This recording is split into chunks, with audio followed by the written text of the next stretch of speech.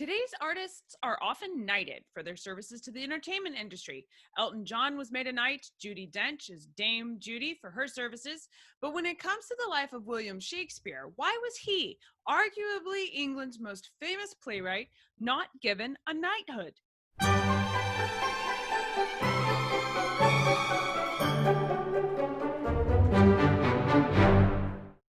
Hello there, I'm Cassidy Cash, and you're watching Did Shakespeare. Hello, and welcome to this week's episode of Did Shakespeare. This is the YouTube channel for That Shakespeare Life, and I'm Cassidy Cash. Each week, we dive into the history of William Shakespeare by exploring interesting questions about his life. Each question is usually asked in the form of, did Shakespeare do something interesting? This week, we're asking a largely rhetorical question when we explore whether Shakespeare might have been knighted, because, of course, no, William Shakespeare was never made a knight. But why is that? Well, that's because the very first playwright to be knighted would not arrive until the 19th century, when Sir Henry Irving was given that title in 1895 for his services to the stage. As Shakespeare has done as much, if not more, than Henry Irving for his services to the stage, there's a case to be made for giving Shakespeare a knighthood posthumously.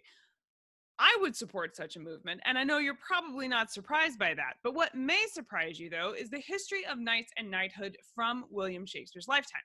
To help you better understand the over 200 references to knights and knighthood in Shakespeare's plays, I thought we should use this week to explore what exactly a knighthood was during the life of William Shakespeare. Now, originally, knights were soldiers. They were hired to do very military work in service to the crown. The job came with a specific list of duties and would become known for its chivalric code. By the time Shakespeare was living and writing his plays, being a knight was a British honor, but it was far from the military service we think of it from, like the Crusades or the medieval portion of England's history. So it didn't exactly hold the same reputation. Knights did have a coat of arms assigned to them, and since William Shakespeare was able to achieve a coat of arms and the status of a gentleman, that's where the confusion came over whether the bard had achieved a knighthood, this question being a listener-submitted question. While the bard was not a knight himself, he does mention knights hundreds of times in his play, with my favorite quote coming from Touchstone in As You Like It, who says, "Of a certain knight that swore by his honor they were good pancakes, and swore by his honor the mustard was not," which of course means a future episode has to be the exploration of knights and pancakes, and exactly what a good pancake was. But that is for another episode. You may remember that Falstaff called himself a knight, but history seems to indicate that most of the references from Shakespeare's plays to knighthood, in his words, come with an air of antiquated humor. By the end of the 16th century, which again would have been in Shakespeare's youth, right? Because he was born in 1564. So when I say the end of the 16th century, I'm talking about Shakespeare's teenage years into when he turned about 30 years old. By then, knights were largely obsolete. Countries started creating professional armies, and this was a time when they were switching weapons as well, and there were huge innovations in the military, and a lot of the new guns and artillery that was being developed could seriously damage an armored knight's plate armor. It just wasn't designed to fight that way. And so as the military innovated, this position of knight turned into something else, and it was not this military soldier that it had been from the past. From about 1560, becoming a knight was purely an honorific title in Britain. It was a way to confer prestige and distinction on someone, but it was entirely unrelated to military service. Now, there were a few famous knights tied to the life of William Shakespeare, and the first one we have to mention is Henry Hotspur. Shakespeare tells the story of Henry Hotspur, the knight who backed Henry Bolingbroke in his plight against Richard II, claiming the throne, and then actually Hotspur would go on to rebel against Bolingbroke himself when they became discontented over issues with Bolingbroke favoring what would become Henry V. These ups and downs and ins and outs and the whole drama and saga there is told across Shakespeare's Henriade plays. But that doesn't mean that there weren't military knights during Shakespeare's lifetime. One famous military knight from Shakespeare's lifetime is Sir Francis Drake. Elizabeth I awarded Drake a knighthood in 1581, giving him the right to be Sir Francis. That was the same year that Sir Francis Drake was made the mayor of Plymouth. Yes, that Plymouth. And as a vice admiral, he was second in command during the English fight against the Spanish Armada in 1588. Francis Drake wasn't the only knight that Elizabeth established during her reign, however, and here's a few of the others. She also knighted 18 knights of Bath. She did that at her coronation. And in 1560, 12 knights were dubbed at Berwick by the Duke of Norfolk.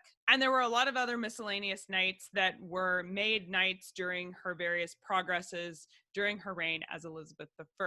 There is a chronology available online of all of the knights created in Britain, Knights of the Realm. There's a list, and so I'm sharing with you some of the information from there, but the link to that will be in the show notes for today's episode, so make sure you check below the video to find the full show notes, because all of the source information for where I put together this history for you guys is always there whenever you want to fact check what I'm telling you, as well as to explore further and learn more about this week's topic. James I came in after Elizabeth, and he also created a whole bunch of knights during the life of William Shakespeare. The 28th of March in 1603, Sir John Payton was the first knight made by King James I. He was actually made a knight in Edinburgh, Scotland. And later in 1603, in July, there was a general summons. Now, this is my favorite record from this and the life of James I and William Shakespeare overlapping here. In 1603, James I sent out this general summons for all persons that had 40 pounds in land to come and receive the honor of knighthood. So there were like no other criteria. If you had this much land to your name, you could be a knight. Now, I did some digging into finding that list of people, because obviously I know that Shakespeare was a very ambitious person, and I'm thinking if that's all the requirement was and Shakespeare was alive, why didn't he go up for that? Why didn't he try to become a knight under the general summons?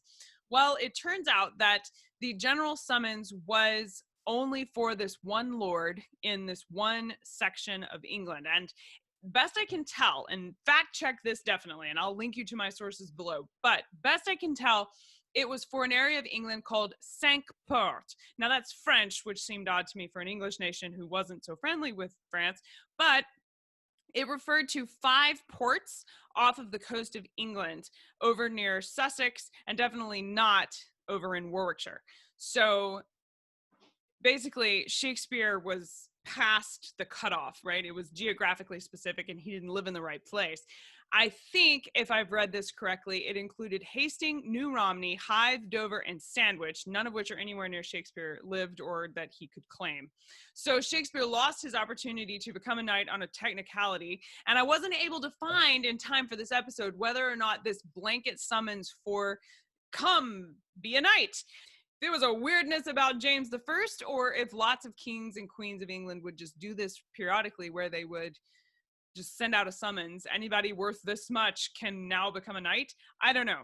If you have more information on this event specifically from 1603, it's July 17th, 1603. If you know more about the general summons for knights during Shakespeare's lifetime, or if you know how common it was for such a summons to be put out, please let me know in the comments. I would love to know more, because I couldn't chase this down further in time for today's episode, but it's really, really exciting. We might do another episode on this in the future. Then later in July, King James, on the occasion of his coronation, made 62 knights companion of the Order of Bath. He also made 430 knights bachelor. Now, knights bachelor, and he knighted them at Whitehall. That's the same kind of becoming a knight that you think of with Sir Elton or Dame Judi. It's this honorary, thank you for serving England, let me give you this distinction for your service. January 1604, he created 12 more knights.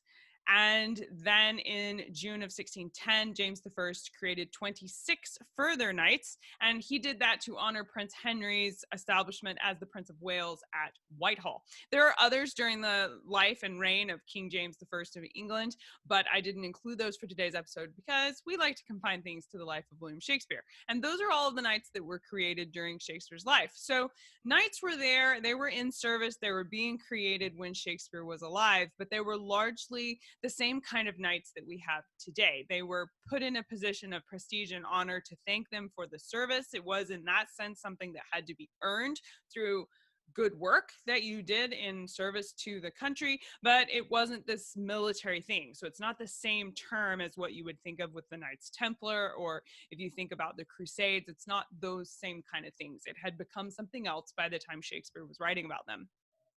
So it seems that, like today, Shakespeare was familiar with knights, but it was never an honor he himself would enjoy. I maintain that Shakespeare deserves to be knighted posthumously. So send that information on to the people who can make it happen, will you? And be sure you invite me to the ceremony.